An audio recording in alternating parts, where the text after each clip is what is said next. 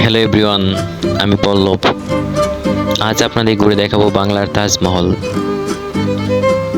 চলচ্চিত্র নির্মাতা আহসানুল্লাহ মনি আগ্রার তাজমহলের আদলে নারায়ণগঞ্জের রূপগঞ্জে নির্মাণ করেছেন তাজমহল।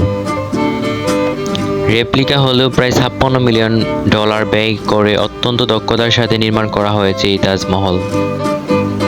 2003 সালে এটি নির্মাণ কাজ শুরু হয় এবং 2008 সালে জনসাধারণের জন্য উন্মুক্ত করা হয়।